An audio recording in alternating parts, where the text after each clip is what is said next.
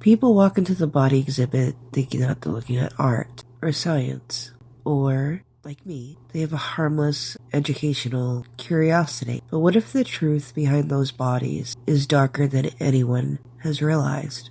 Because the creator of this exhibit, the inventor of plastination, once quietly admitted something absolutely terrifying, that he may have used the bodies of executed prisoners. And when you look at the science, the supply chain, the whole story becomes impossible to ignore. The method used to preserve these bodies has one crucial requirement. You must start the process within 48 hours of death, 2 days or less. After that, the tissues break down, the skin collapses, the muscles begin to degrade, and the body cannot absorb the plastic polymers that's needed. So basically, the cadavers must be fresh, intact, and collected almost immediately after death. Here's the problem. China's unclaimed bodies has a law that requires a 30-day wait before releasing a cadaver. 30 days. Now that's what they are telling us how things are processed. But the math does not add up. So my question is, why tell us that? Why tell us that very flimsy argument? Do they think that we're not gonna look deep or ask questions or even research it? Around the early 2000s, the media confronted Gunther von Hagens. He's the founder of Body World and the Body Exhibits. On camera, he admitted that he couldn't guarantee the origins of some of the bodies that he had received. He acknowledged that several of them have come from executed prisoners in China. He even spoke about how 7 total were missing paperwork, that their bodies were young, and some of their organs were removed. Some had physical signs that were very consistent with the state of execution, and it cracked open a door to something much darker. China operates one of the largest detention systems in the world, the Uyghur re-education camps in Xinjiang. Now, I'm probably going to pronounce a lot of things wrong, so I'm going to apologize for that now. Even satellite images, many guard towers, electrified fences, high security transport routes.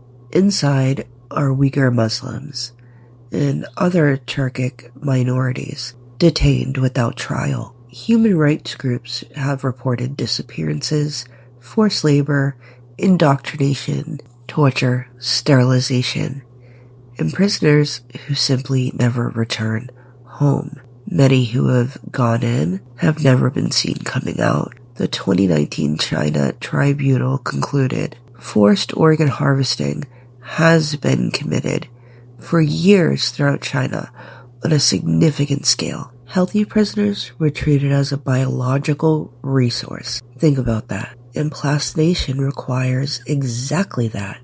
Young, healthy bodies obtained immediately after death. The overlap is unmistakable, in my opinion. Now here's the part that almost nobody talks about. The plastination process itself. It doesn't just preserve a body, it destroys the ability to identify it. Yes, chemical fixation. The body is pumped with very potent fixatives like formaldehyde. This fragments DNA. The body is submerged in cold acetone.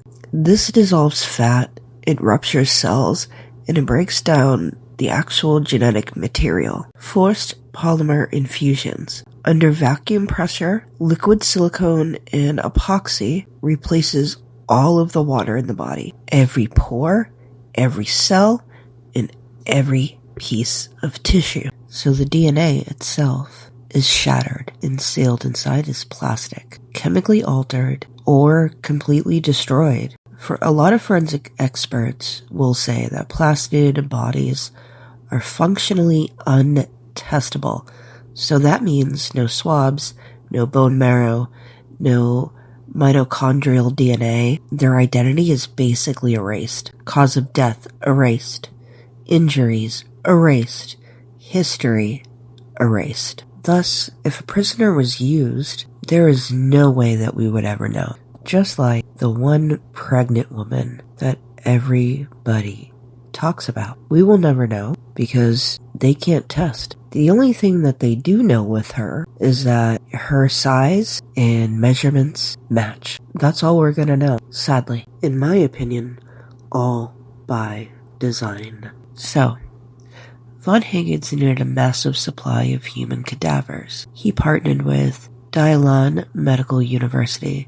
So Chinese officials later admitted that bodies were sourced through public security bureaus, which is a satanized term for police stations, prisons, and execution sites, but it doesn't stop there.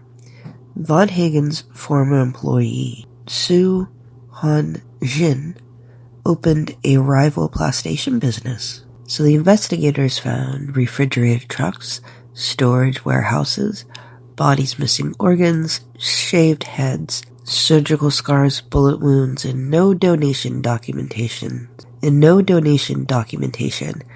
These bodies were exported worldwide for commercial exhibits, a steady pipeline. In 2004, investigators uncovered a warehouse linked to these operations. Inside were rows of naked cadavers, hundreds of bodies stacked like inventory, young adults with no medical records, signs of organ removal, execution-style injuries, shaved faces and heads, zero identities, and obviously zero consent.